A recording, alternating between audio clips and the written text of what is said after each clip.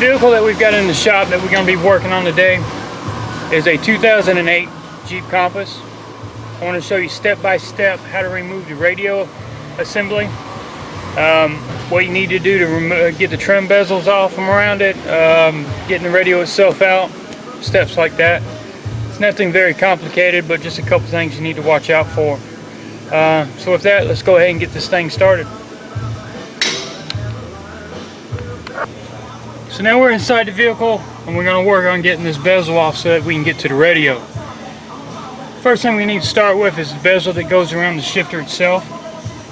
What you need to do is we need to turn the key on so that we can get the vehicle out of park. So in the meantime, we're going to pull up on the emergency brake. Go ahead and get this thing down into neutral or down the drive will be fine. Now the black insert needs to be popped loose first. Once we get that, we can rotate it to the side. We've got two Phillips screws here and here. Those are the next things that come out.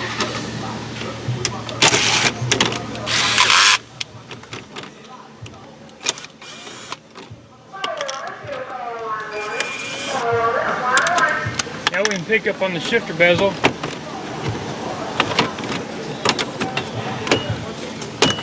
Move to the side.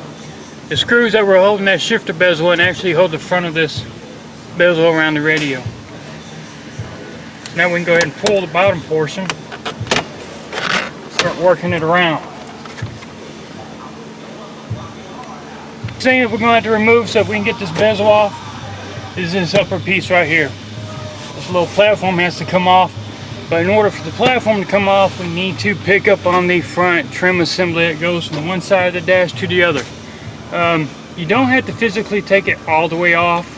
You can pop it up enough to get you enough flex to get this cover up.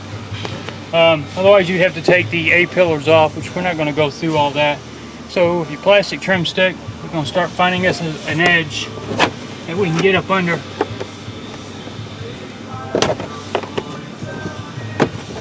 Sometimes finding that edge, the starting point, can be a little difficult. We got it going, we're working it around. Alright, so now we've got enough clearance here to go ahead and pull up on the sides. We can use a trim stick if we need to. Alright, we're going to flex it enough to get it past the front cover. There we go. Now we're going to have to lift up and forward at the same time. It's got some metal snaps here, but it's also got some fingers that have to go in and then down as well. So now we've got that taken care of. We've got two Phillips screws that we need to get for this top bezel right here. Go ahead and step on my extension down so I can get in there a little tight.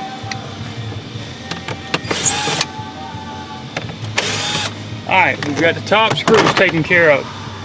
Now we're going to go ahead and pull out and lift up. There we go. Now we've still got the AC items as far as the cables and stuff still holding the bezel in place, but I just want to get it far enough out to get to the radio. With that, I can go ahead and get to my screws.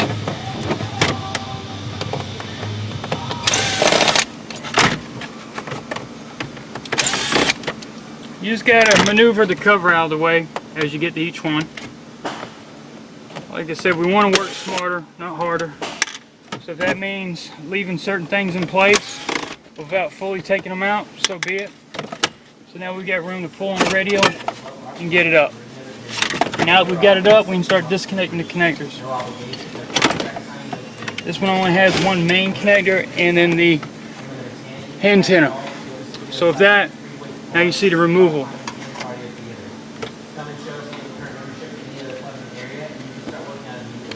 Now removing the radio on this 2008 Jeep Compass wasn't anything hard whatsoever.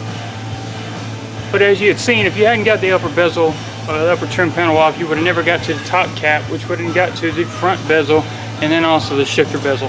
So it's just a process of what items you need to take off in what order. As long as you follow that, it's nothing to it. And you always know that the installation is always just the opposite of reversal of the removal. So nothing tricky going back. Just do the same reverse order, panel by panel by panel, and you won't have any problems whatsoever. So once again, thank you very much for watching my videos. Always stay tuned for more. And don't forget to subscribe. Thank you.